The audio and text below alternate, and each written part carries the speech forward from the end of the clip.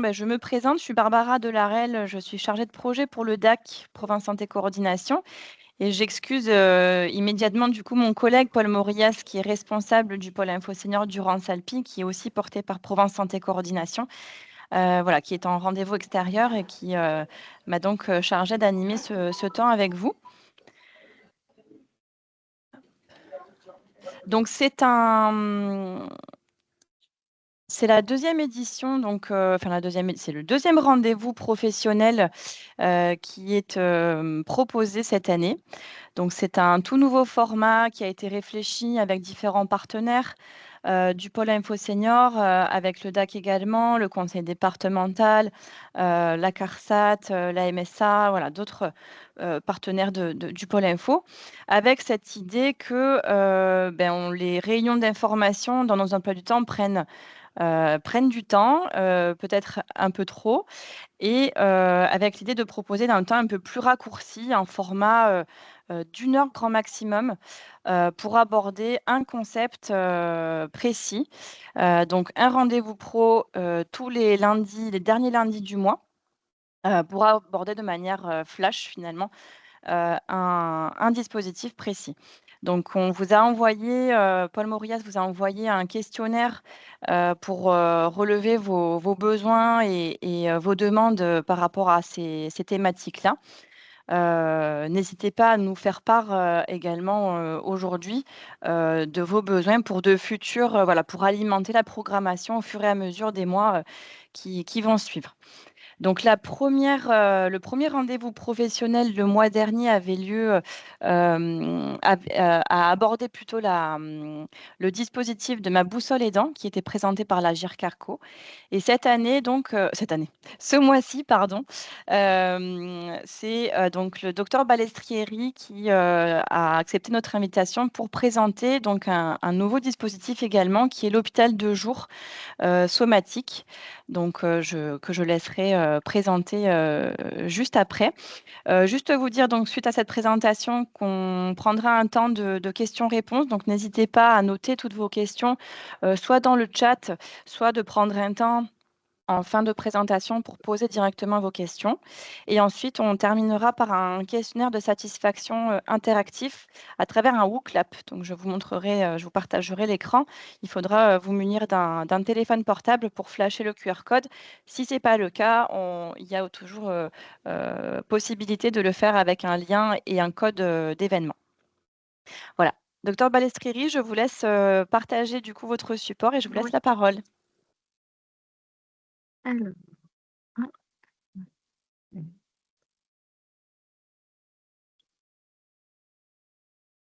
Est-ce que tout le monde voit Oui.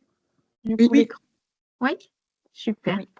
Eh ben, bonjour à tous et puis merci pour cette invitation. Donc, je me présente, je suis le docteur Vinciane Balestrieri, je suis médecin généraliste, je travaille à l'hôpital d'Arles dans le pôle santé mentale. Donc, je travaille à la fois dans, dans le service Gérardin, qui est l'unité d'hospitalisation temps complet. Je fais des consultations de médecine générale au CMP d'Arles. Et donc, depuis le mois de novembre, nous avons ouvert cet hôpital de jour somatique. Et donc, je vous présente Madame Cambon-Françoise, qui est la secrétaire avec qui je travaille étroitement pour le bon fonctionnement de cette HDJ.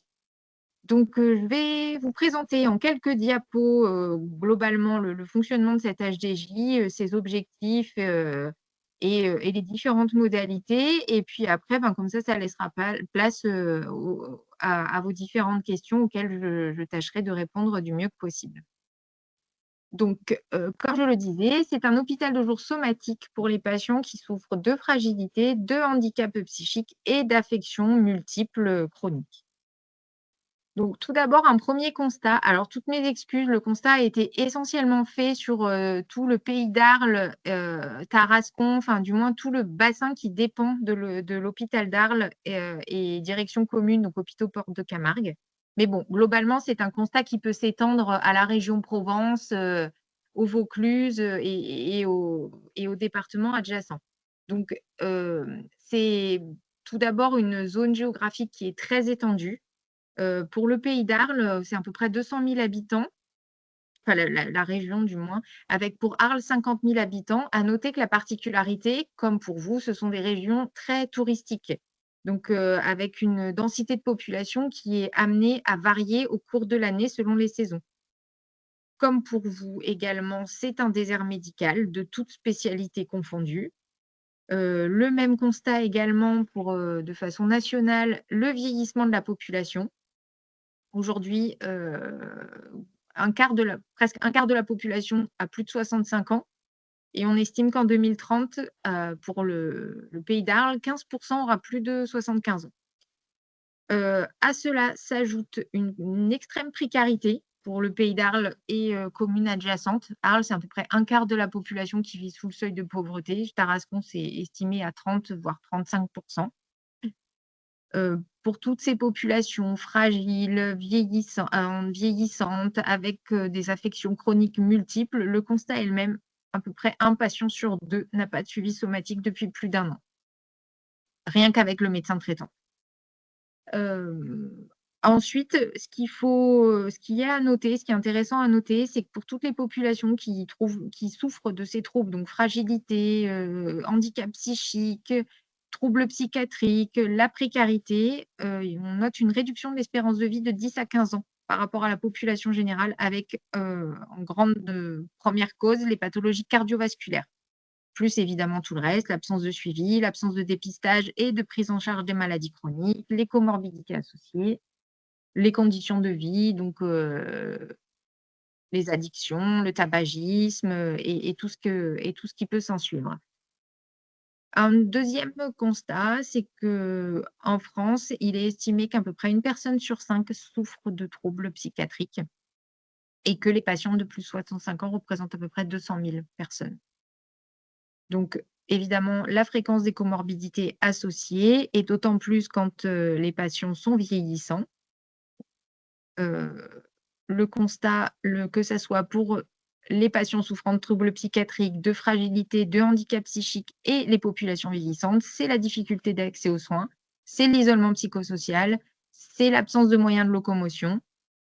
Heu, voilà, donc globalement, nous avons des patients avec une affection ou des affections qui, pour la prise en charge, vont de toutes ces affections, vont nécessiter des parcours complexes et la grande difficulté, que ce soit pour les patients et pour les soignants, c'est d'organiser ces différents parcours.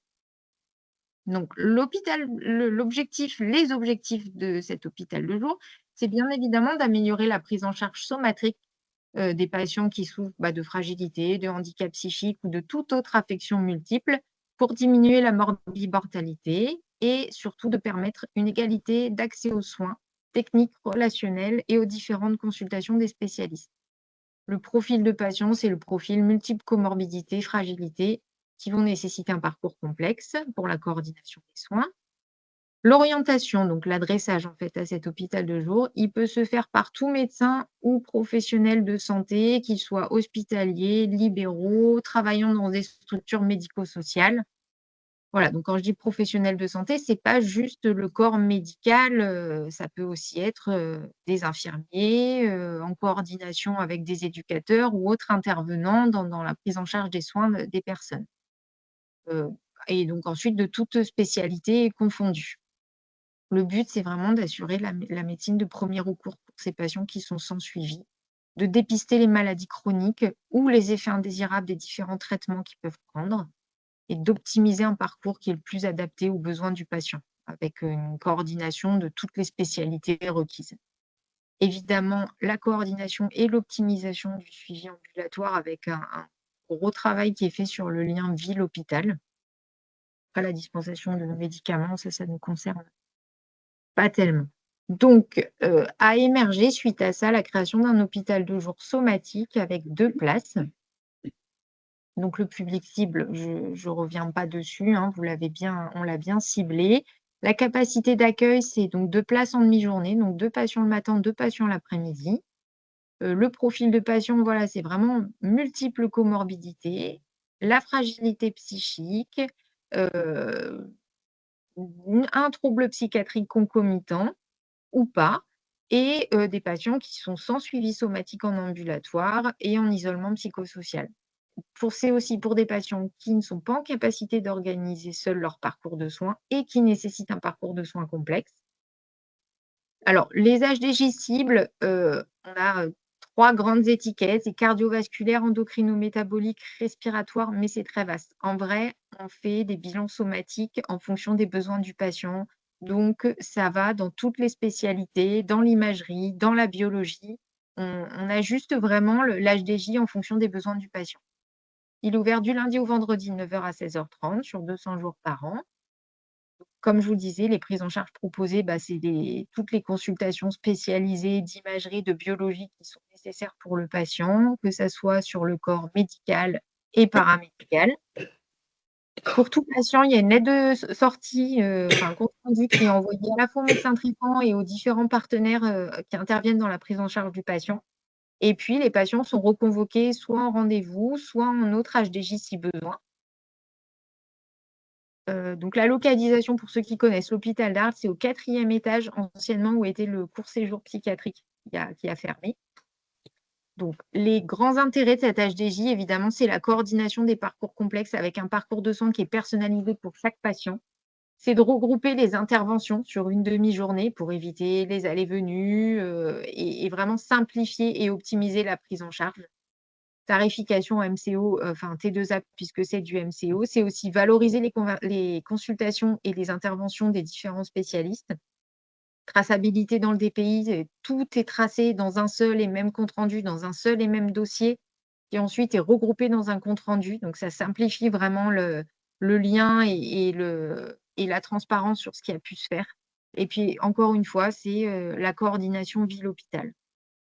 Donc, comment faire pour nous adresser à un patient? Il y a, alors peut-être je vais commencer par là. Il y a tout d'abord ce fascicule, ce flyer qu'on pourra vous faire parvenir en papier, bien évidemment. Donc avec la présentation de l'HDJ, son fonctionnement, ses objectifs et alors là, n'apparaît pas sur l'écran, mais en bas à droite, il y a un QR code et en fait, en flashant le QR code, ça vous donne accès à la fois à la charte de fonctionnement et aussi aux 2 volets d'adressage. Donc un volet administratif et un volet médical. Alors, volet médical ne veut pas dire à remplir forcément par un médecin. Encore une fois, ça peut être par des paramédicaux. Le but, c'est que si c'est complété de façon correcte et assez précise, moi, ça me permet d'évaluer les besoins et d'organiser au décours, l'hôpital de jour. Et puis, évidemment, le volet administratif qui est indispensable pour nous parce qu'à ce jour, l'hôpital ne nous autorise pas la prise en charge de patients qui ne sont pas à jour de leurs droits. Donc, c'est vraiment quelque chose qui est indispensable. Voilà.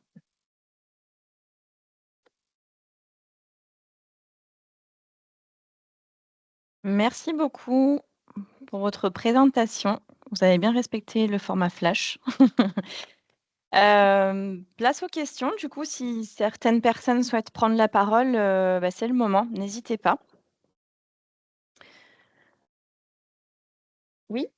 Je sais pas comment Alors, Isabelle Schiff, oui. Est-ce que tous les médecins sur les secteurs sont prévenus de ce on n'entend pas du tout. Ouais. Est-ce que tous les médecins du secteur sont prévenus de ce dispositif, si j'ai bien compris? oui, c'est ça. Alors, il y a eu un gros problème de communication avec l'hôpital, bien évidemment. Alors normalement, via la CPTS, il était censé avoir déjà une première communication, sauf que tous les médecins, ne sont pas adhérents à la CPTS et ensuite, je pense que ça a été très sectorisé sur, les Bouches-du-Rhône, donc c'est peut-être pas quelque chose qui allait un peu au-delà des frontières. Moi, j'avais demandé à ce que madame, non, j'ai oublié son nom. Amal Berti, qui est une directrice adjointe qui s'occupe un peu justement de ces projets, se rapproche du conseil de l'ordre pour avoir, les contacts des différents médecins de la région PACA, Occitanie pour, diffuser cette communication. Je crois que ça n'a pas été fait à ce jour, donc voilà, on se saisit des moyens comme on peut pour, nous essayer de faire, la diffusion et la communication.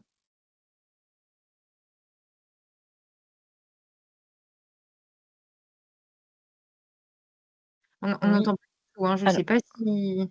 peut-être les personnes qui ont voilà, si vous pouvez juste baisser la main, comme ça on s'y retrouve. Donc, Raphaël Tracol de la MSP de Tarasque. Oui, bonjour. La question que je me pose, c'est aujourd'hui, cette organisation, pardon, je trouve pas mes mots, existe depuis combien de temps et est-ce que donc vous avez des difficultés pour recruter des patients sur les demi-journées ou puisque vous parlez d'étendre le, le système à d'autres patients qui viennent d'Occitanie, par exemple? Alors, donc là, nous, on a commencé, au mois de novembre. Alors, la difficulté, si vous voulez, la file active, dans le fond, oui et non, parce qu'on a déjà, on commence à avoir un petit peu de délai. On a une réunion de fonctionnement qui doit avoir lieu bientôt, justement pour optimiser les créneaux et pour pouvoir accueillir, dans de meilleurs délais les patients. Hem, c'est pas du démarchage pour chercher le patient parce qu'on a malgré tout une file active déjà avec, les CMP, avec la population, précaire, Arles et des alentours. Mais le but, c'est de répondre et c'est une volonté aussi de travailler avec des structures et des partenaires, heu, un peu plus loin que juste la ville d'Arles, en fait. Parce qu'on sait qu'il y a un besoin, on sait qu'il y a pas forcément l'offre pour répondre. Donc voilà. Et on voulait essayer d'élargir la population cible. OK. Et est-ce qu'il sera possible d'avoir le flyer effectivement pour, pouvoir, transmettre aux professionnels de santé de nos Bien sûr, MSP notamment? via madame Delarelle, qui nous listera les différents intervenants du jour et comme ça, on pourra envoyer en papier avec les flyers, bien évidemment tous ces les différents flyers, oui. Super, merci beaucoup.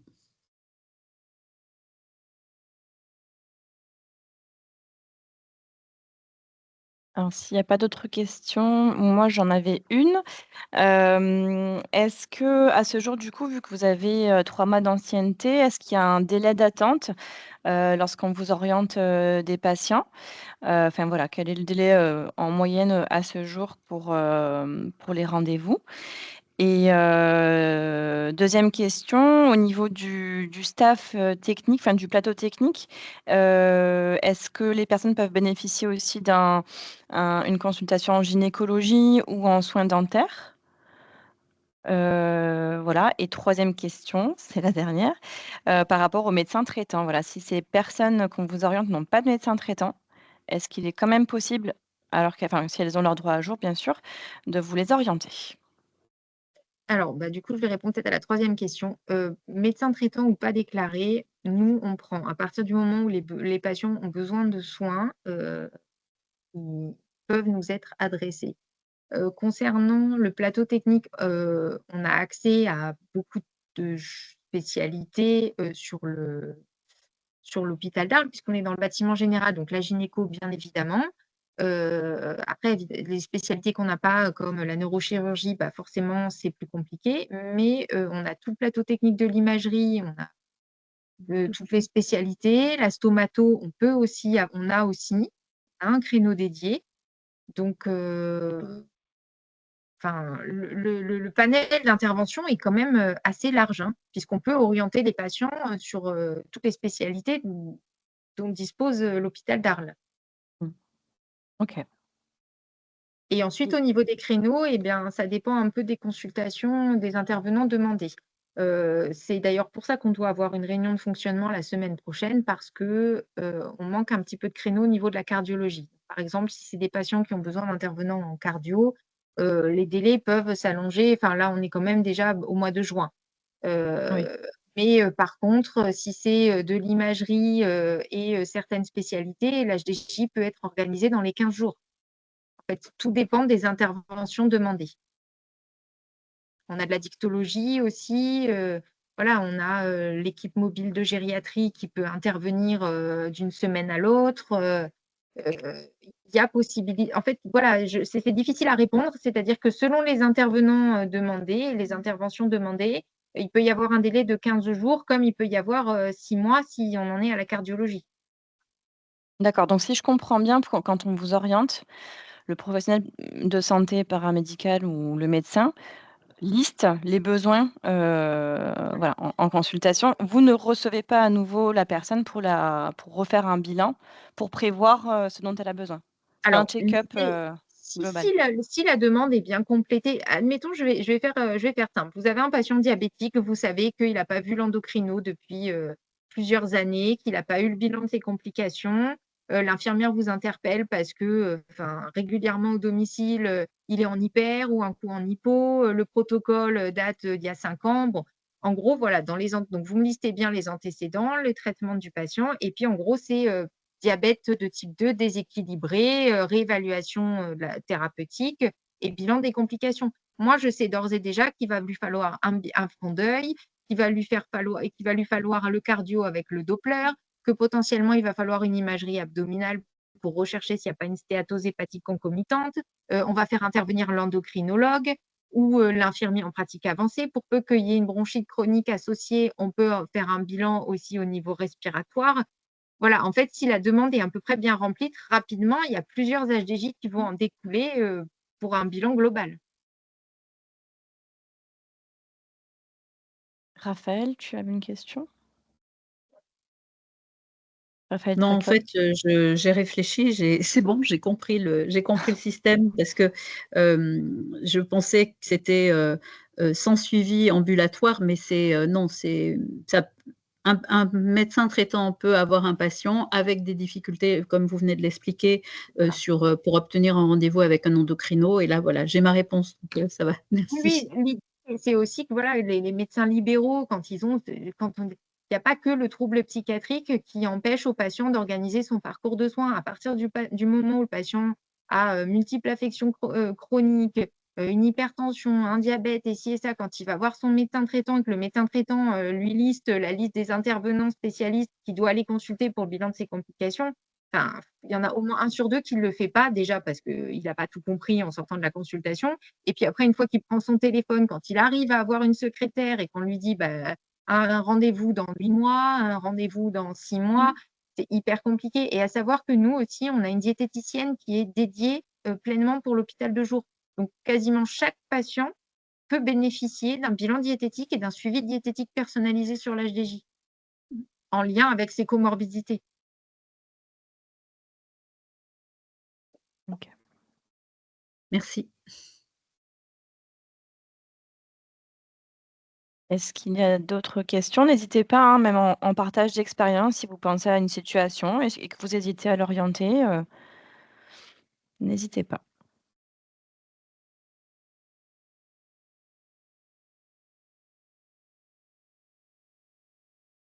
A priori, pas de questions. Ah si, Moi, Ingrid? moi, Oui. j'en ai une.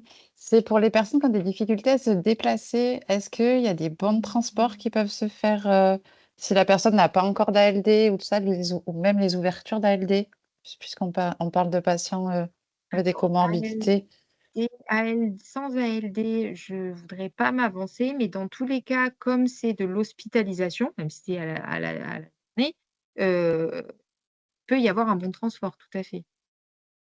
Vous pouvez le faire de l'hôpital? Oui, bien Pour, sûr. voilà, d'accord.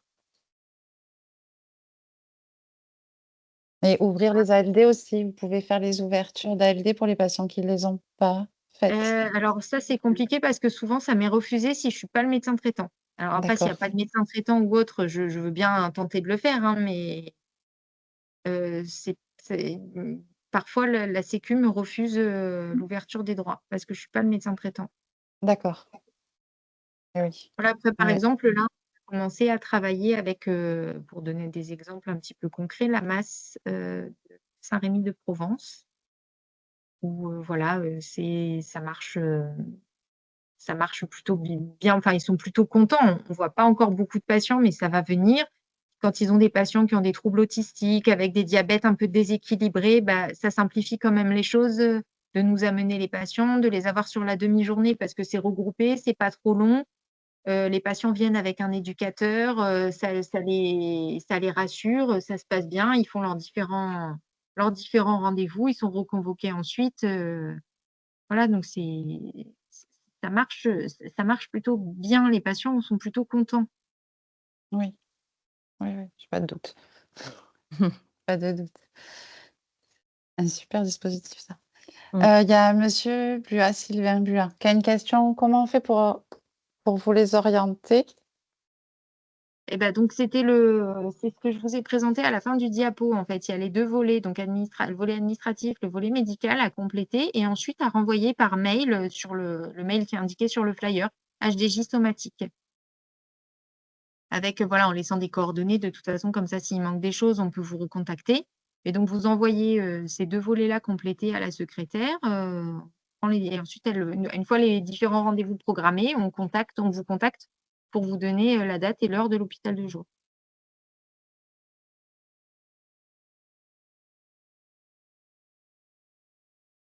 Merci. Si j'ai répondu à la question. Oui, c'est bon, c'est parfait.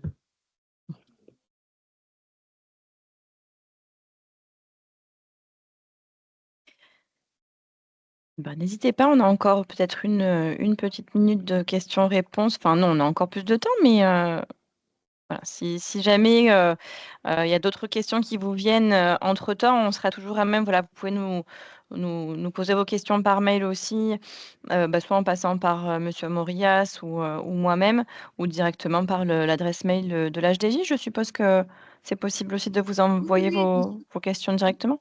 vos questions et puis, n'hésitez pas à laisser des coordonnées pour qu'on puisse vous rappeler si vous souhaitez qu'on interagisse, plutôt, par appel téléphonique ou autre, mais voilà, c'est avec plaisir. Super. Bah, écoutez, je ne vois pas de main levée, je ne vois pas de nouvelles questions dans le chat, donc ne me reste plus qu'à vous remercier, docteur Balestrieri et madame Cambon.